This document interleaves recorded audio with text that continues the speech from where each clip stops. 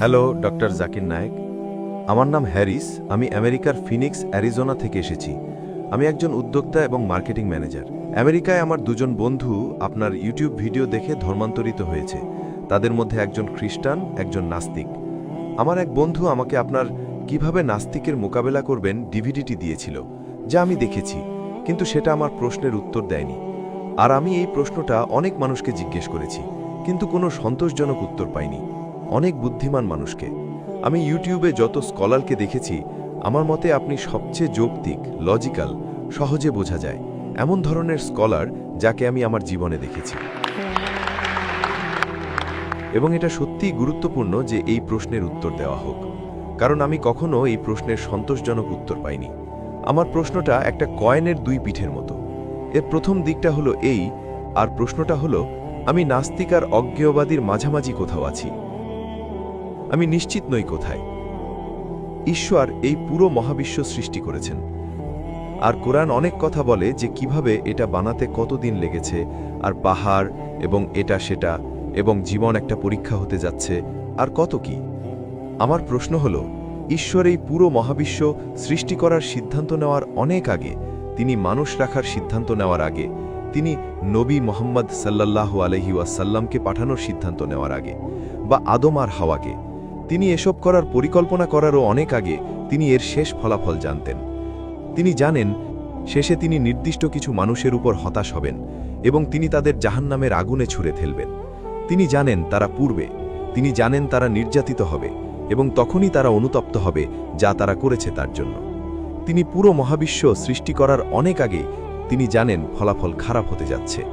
এটা নির্দিষ্ট কিছু মানুষের জন্য ভালো হতে পারে যারা জান্নাতে আছে, কিন্তু তিনি জানেন যে তিনি ওই মানুষগুলোকে জাহান্নামে যাওয়া থেকে বাঁচাতে পারতেন। তিনি সৃষ্টি নিয়ে এগিয়ে যাওয়ার সিদ্ধান্ত নেওয়ারও অনেক আগে, তবুও তিনি এটা নিয়ে এগিয়ে যাওয়ার সিদ্ধান্ত নিলেন তার সমস্ত ঈশ্বরীয় যুক্তি দিয়ে। তিনি কেন এমনটা করতে চাইবেন? প্রশ্নটা যদি আমি এভাবে বলি, ঈশ্বর এতটা নিষ্ঠুর আনন্দপ্রয়াসী কিভাবে হতে পারেন যে তিনি আসলে এমন একটা পরিকল্পনা নিয়ে এগিয়ে যাবেন যেটা তিনি জানেন যে ওইভাবে শেষ হতে যাচ্ছে? এটা কয়েনের এক পিঠ।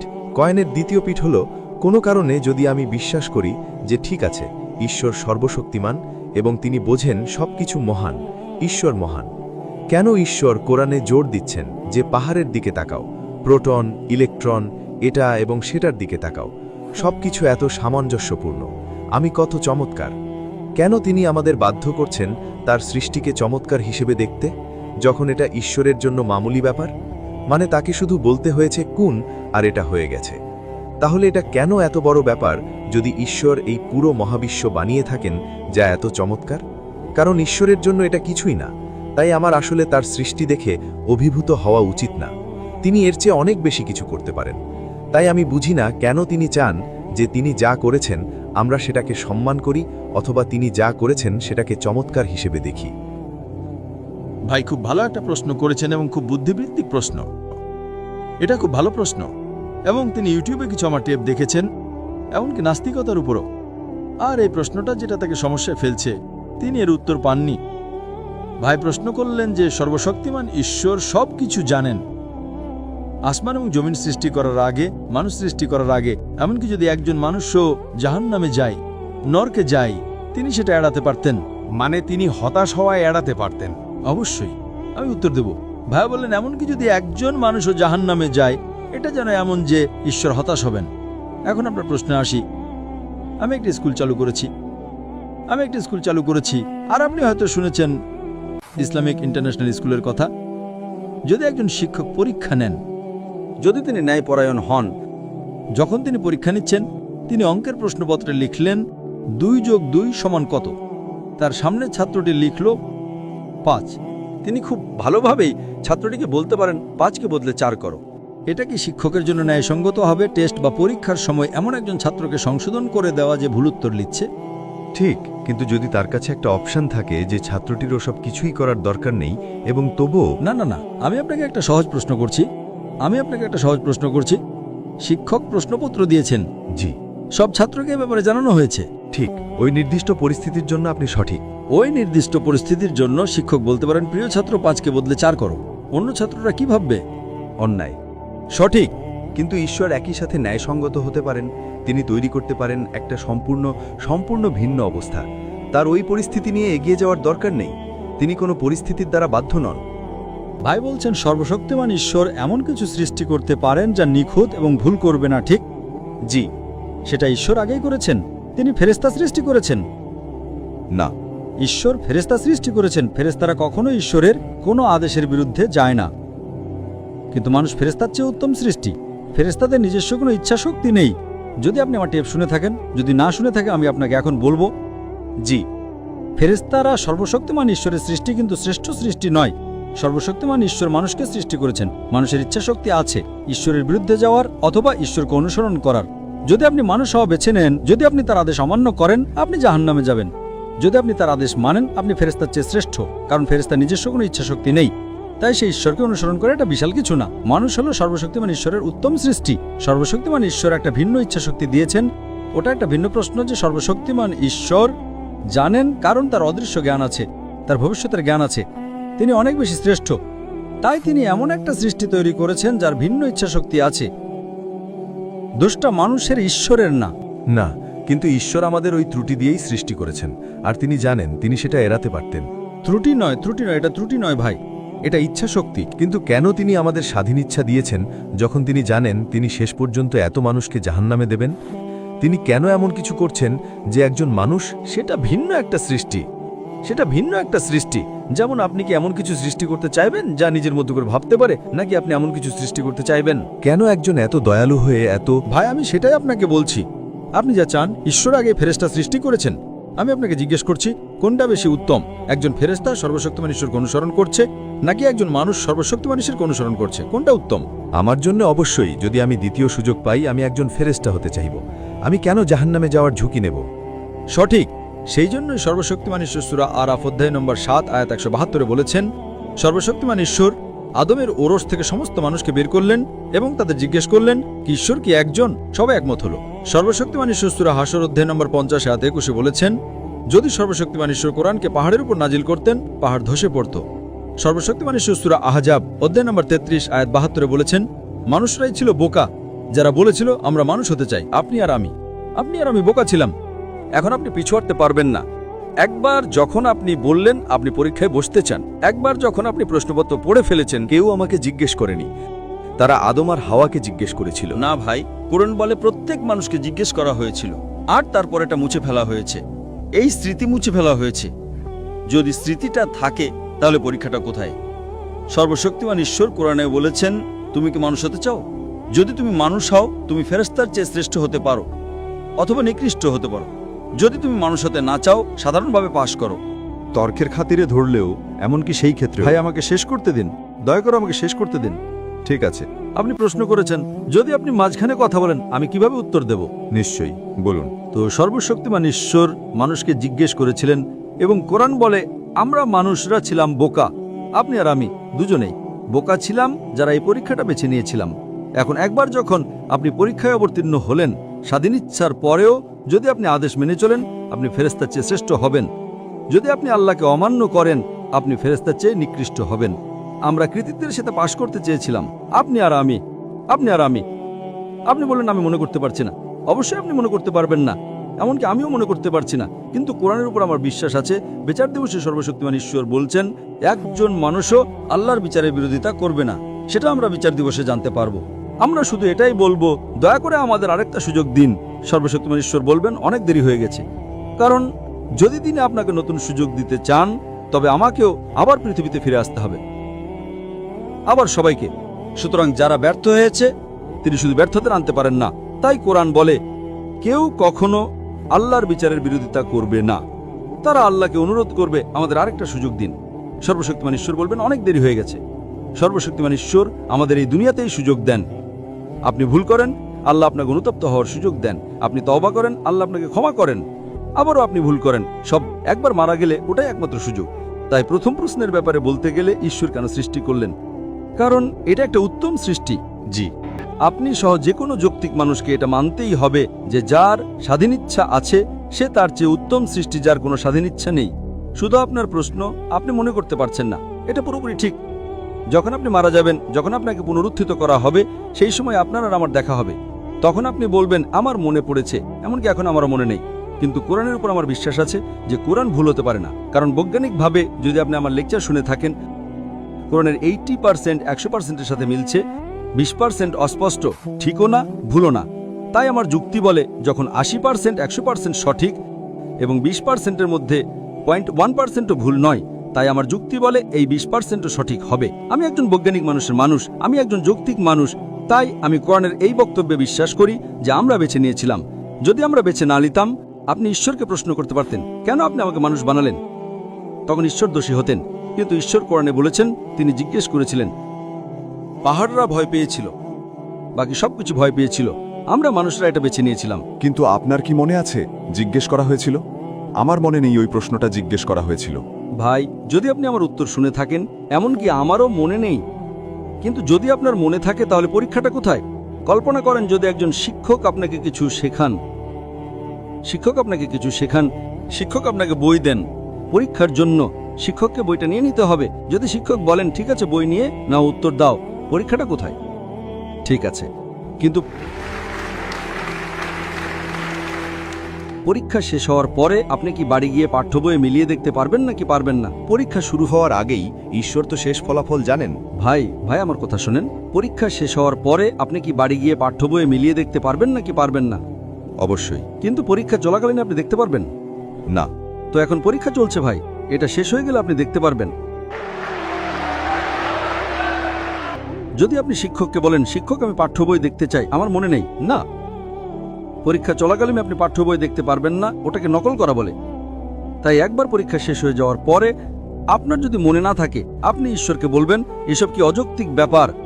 কিন্তু কোরআন বলে একজন মানুষও এই বিচারের উপর আপত্তি জানাবে না, পরীক্ষাটা শেষ হতে দিন।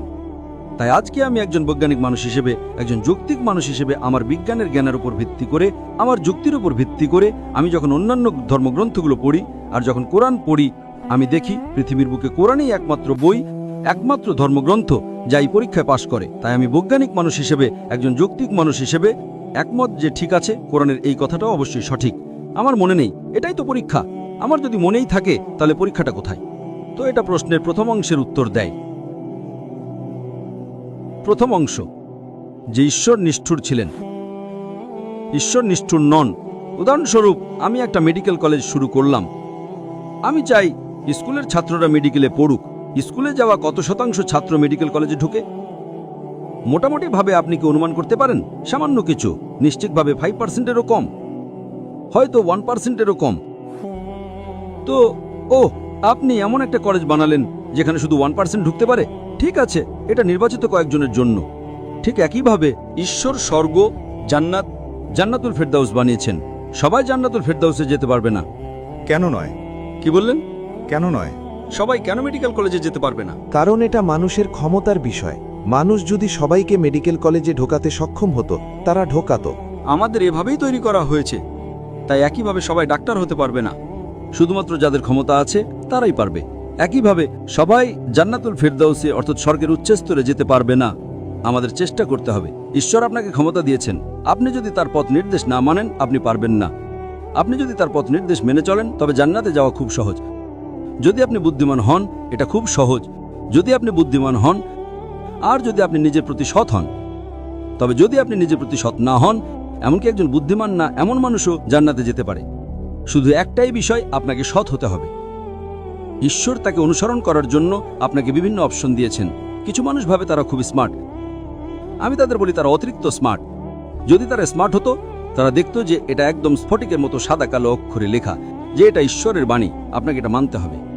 এ কারণে স্যার ফ্রান্সিস বেকনের বলা আছে, বিজ্ঞানের অল্প জ্ঞান আপনাকে নাস্তিক বানাবে, বিজ্ঞানের গভীর জ্ঞান আপনাকে ঈশ্বরে বিশ্বাসী করাবে। তাই আমি ঈশ্বরকে নিষ্ঠুর বলবো না, আমি বলবো আমরাই বোকা ছিলাম যারা এই পরীক্ষায় বসার জন্য সিদ্ধান্ত নিয়েছিলাম।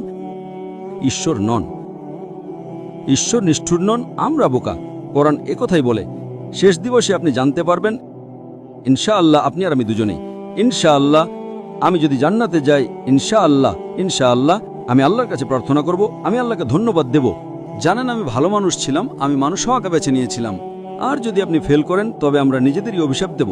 আশা করি আপনার প্রশ্নের উত্তর মিলেছে। দ্বিতীয় অংশ, দুঃখিত, দ্বিতীয় অংশটা কি ছিল? সেটা হলো, এমনকি যদি আমি বিশ্বাসও করি যে তিনি কতটা সর্বশক্তিমান, তিনি কতটা জ্ঞানী, তবুও তিনি আমাদের বোঝাতে এতটা আগ্রহী যে পাহাড়ের দিকে তাকাও, ইলেকট্রনের দিকে তাকাও, প্রোটনের দিকে তাকাও। ঠিক বলেছেন। প্রশ্নের দ্বিতীয় অংশ ছিল যে সর্বশক্তিমান ঈশ্বর কেন পাহাড়ের উদাহরণ দেন, যে তিনি এসব সৃষ্টি করেছেন, তার জন্য এগুলো কিছুই না। তাহলে তিনি এসব কেন বলছেন? আপনি জানেন তিনি কেন বলছেন? তিনি বলছেন এই সামান্য পাহাড়ও তারা কেঁপে উঠত। তোমরা মানুষরা তো শ্রেষ্ঠ, তোমরা কেন বোঝো না? কোরআন সূরা হাশর 59 নম্বর অধ্যায় 21 নম্বর আয়াতে বলছে, যদি কোরআন পাহাড়ের উপর নাজিল হতো তবে পাহাড় ধসে ধ্বংস হয়ে যেত।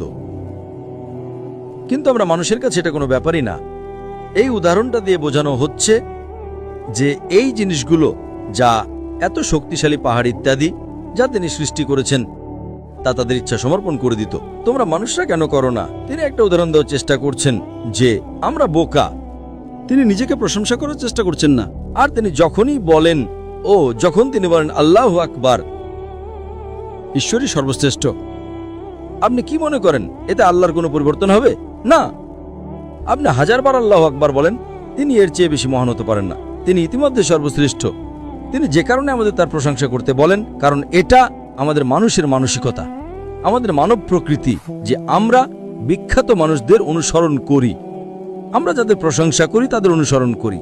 উদাহরণস্বরূপ, আপনার মায়ের হার্ট অ্যাটাক হলো, রাস্তায় একজন অচেনা মানুষ আছেন যিনি আপনাকে চিকিৎসা দিলেন, আর আপনি শুনেছেন যে পৃথিবীর সেরা হার্ট স্পেশালিস্ট হলেন ডাক্তার এক্স। এখন আপনি কি ডাক্তার এক্স এর পরামর্শ শুনবেন, নাকি রাস্তায় থাকা ওই অচেনা মানুষের কথা শুনবেন যাকে আপনি চেনেন না? Doctor x. কেন? কারণ ডাক্তার এক্স বিখ্যাত, মানুষ তাকে চেনে, তিনি পৃথিবীর সেরা।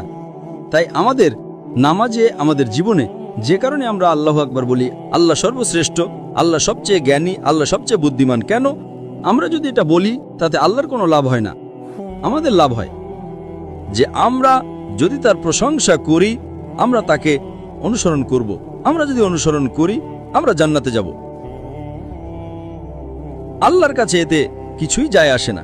বুঝতে পেরেছি। তাই আল্লাহ বলেন, তোমরা কি তবুও বিশ্বাস করবে না? তোমরা কি তবুও বুঝবে না? তার মানে কোরআন মানুষের বোঝার জন্য নাজিল করা হয়েছে, তাই তিনি এই উদাহরণ দিচ্ছেন, নিজেকে মহান করার জন্য নয়। তিনি আগে থেকেই সর্বশ্রেষ্ঠ। আপনি আল্লাহ সর্বশ্রেষ্ঠ বললেও আল্লাহর কিছু যায় আসে না। তিনি আপনাকে বলছেন আল্লাহর আপনার দরকার নেই, আপনার তাকে দরকার। তাই যখন আমরা তার প্রশংসা করি, এটা মানুষের সাইকোলজি যে আপনি যার প্রশংসা করেন, যার সম্পর্কে ভালো কথা বলেন, আপনি তার উপদেশ মেনে চলার চেষ্টা করেন। তার উপদেশ মেনে চললে আপনার লাভ হবে, তার লাভ হবে না। তিনি ইতিমধ্যেই সর্বশ্রেষ্ঠ, তিনি ইতিমধ্যে দয়ালু। তাই এগুলো হলো তার তৈরি করা নিয়মকানুন। তিনি আমাদের স্রষ্টা, তিনি আমাদের মানসিকতা জানেন। আপনি একজন বিজ্ঞানের ছাত্র, ঠিক, আমিও বিজ্ঞানের একজন ছাত্র। যখন আমি জানতে পারি যে আল্লাহ এমন বৈজ্ঞানিক সত্যের কথা উল্লেখ করেছেন যা আমরা আজ জানতে পেরেছি 50-100 বছর আগে, এটা আল্লাহর উপর আমার বিশ্বাস বাড়িয়ে দেয়। আল্লাহর সূরা ফুসসিলাত 40 নম্বর অধ্যায় 53 নম্বর আয়াতে বলেছেন, سنريهم آياتنا في الآفاق وفي أنفسهم حتى يتبين أنه الحق। শীঘ্রই আমরা তাদের জন্য দিগন্তের দূরবর্তী অঞ্চলে এবং তাদের নিজেদের মধ্যেও আমাদের নিদর্শনগুলো দেখাবো, যতক্ষণ না তাদের কাছে স্পষ্ট হয় যে এটাই সত্য। তাই আল্লাহ এই উদাহরণ দিচ্ছেন যাতে আমাদের লাভ হয়। তার কাছে এর কোনো পার্থক্য নেই, এটা আমাদের লাভ করছে। তাই তিনি আমাদের তাকে অনুসরণ করার একটা সুযোগ দিচ্ছেন যাতে আমরা স্বর্গে যেতে পারি। আশা করি এতে আপনার প্রশ্নের উত্তর মিলেছে ভাই। আমি তার শক্তি উপলব্ধি করি এবং আমি বুঝি যে তিনি অসাধারণ এবং তিনি যা কিছু করেছেন সবই অসাধারণ। কিন্তু এই মহাবিশ্ব সৃষ্টিতে তার কৃতিত্ব দেখে আমার কি অবাক হওয়া উচিত? কারণ আমার কাছে তার কাছে এটা 1 সেকেন্ডের কাজের মতো। ঠিক, তো তার কাছে যেটা 1 সেকেন্ডের কাজ, যখন তিনি আমাকে অ্যালকোহল পান করতে মানা করবেন, আমি অ্যালকোহল পান করব না অবশ্যই, কিন্তু তার সৃষ্টি দেখে কি আমার অবাক হওয়া উচিত? না, ব্যাপারটা হলো যে তিনি নিজেকে সর্বশ্রেষ্ঠ প্রমাণের জন্য এসব বলেননি। যদি আপনি বিশ্বাস করেন যে তার জন্য এগুলো কিছুই না, তাহলে এমন কেউ কি মিথ্যে বলবে? না। তাই তিনি যদি বলেন অ্যালকোহল পান করো না, আপনি তাকে প্রশ্ন করবেন না। শুকরের মাংস খেও না, আপনি তাকে প্রশ্ন করবেন না। কিন্তু আমি তার সৃষ্টি দেখে অবাক হই না, কারণ তার কাছে এগুলো কিছুই না। আমাদের তুলনায় এটা অসাধারণ, তার কাছে এটা কিছুই না, ঠিক? জি, কিন্তু আমাদের তুলনায় যিনি মহাবিশ্ব সৃষ্টি করতে পারেন, তিনি যখন আমাকে অ্যালকোহল পান করতে মানা করেন, আমি সাথে সাথে তা মেনে চলি। অবশ্যই আমি তাকে অনুসরণ করব, তবে কোরআনে যেমন বলা হয়েছে তার সৃষ্টি দেখে কি আমাকে অবাক হতে হবে? দেখুন, আপনি যেমন প্রশ্ন করলেন আমার কি সৃষ্টি দেখে অবাক হওয়া উচিত, ঠিক। আমি বলবো, যদি আমি বিশ্বাস করি যে মানুষ একটা শ্রেষ্ঠ সৃষ্টি, তাহলে হ্যাঁ, আমি অবাক। আর তারপর আমি আলহামদুলিল্লাহ বলি, তিনি আমাকে ওগুলোর চেয়ে ভালো বানিয়েছেন। তাই আমি যদি অবাক হই তিনি পাহাড় বানিয়েছেন, তিনি তারা বানিয়েছেন, তিনি সূর্য বানিয়েছেন, কিন্তু তিনি জাকির নায়েককেও বানিয়েছেন, তিনি একটা মানুষ বানিয়েছেন, আর আমরা সৃষ্টির সেরা। তাই তিনি এই উদাহরণগুলো দেন যাতে আমরা বুঝতে পারি তিনি আমাদের কি উপকার করেছেন, তিনি আমাদের প্রতি যত অনুগ্রহ করেছেন। এই নিদর্শনগুলো নিয়ে কথা বলে, প্রোটন নিয়ে কথা বলে, পাহাড় নিয়ে কথা বলে, অবশেষে তিনি বলেন মানুষ হলো শ্রেষ্ঠ সৃষ্টি। তাই তুলনামূলকভাবে আমাদের মানতেই হবে যে আমাদের সৃষ্টিকর্তা এই মানব দেহ, অণু, ডিএনএ, এই জটিল জিনিসগুলো সৃষ্টি করেছেন যা কখনো এমনি হতে পারে না। তাই এভাবেই আমরা মানুষের সৃষ্টি থেকে অবাক হই। যদি আপনি অবাক না হন, শুধুমাত্র অবাক হওয়ার মাধ্যমেই আমরা আত্মসমর্পণ করি যে তিনি আমাদের সৃষ্টিকর্তা, তিনি উপাসনার যোগ্য, আর কেউ তা করতে পারে না। আমরা যাতে তার উপাসনা করি এবং পরীক্ষায় পাশ করে স্বর্গে যেতে পারি, এসবের জন্যই। আশা করি আপনার প্রশ্ন উত্তর মিলেছে ভাই। বিল গেটস যদি আমাকে $100 দেন, তিনি আমাকে সেই টাকা দিয়েছেন বলে কি আমার অবাক হওয়া উচিত? আমি শুধু এই শেষ উত্তরটা দেব। উনি বললেন বিল গেটস যদি আপনাকে $100 দেন, আমার কি অবাক হওয়া উচিত? আপনি কি অবাক হবেন? ভাই, প্রশ্ন হলো বিল গেটস আপনাকে $100 কেন দেবেন? আপনি যদি বলেন কোনো টম, ডিক আর হ্যারি আপনাকে $100 দিল, এতে অবাক হওয়ার কিছু নেই। বিল গেটস আমাকে $100 দিলেন, এটা এমন কিছু যে তিনি আপনাকে দিলেন। তিনি আপনাকে কেন দিলেন, অন্য কাউকে কেন নয়? কেন? তো প্রশ্ন হলো তিনি আপনাকে কেন দিলেন, এটাই হলো প্রশ্ন। ঠিক আছে, যদি কোনো টম, ডিক আর হ্যারি আপনাকে দেয়, যদি রাস্তার একটা মানুষ আপনাকে $100 দেয়, বিল গেটস, বুঝতে পেরেছেন? বুঝতে পেরেছি, আমি বুঝতে পেরেছি। তো এখন আপনি কনভিন্সড, তাই তো? হ্যাঁ, অবশ্যই, এটাই উত্তর। তো ইনশাআল্লাহ আমি আশা করি যে আপনি ইসলামের আরো কাছাকাছি আসবেন। তাই তিনি আমাকে টাকা দিয়েছেন, এতে আমার অবাক হওয়া উচিত নয়, বরং তিনি আমাকে টাকাটা দিয়েছেন, এতে আমার অবাক হওয়া উচিত। আলহামদুলিল্লাহ। বুঝতে পেরেছি। তাই সময় বাড়ানোটা সার্থক হয়েছে। আলহামদুলিল্লাহ।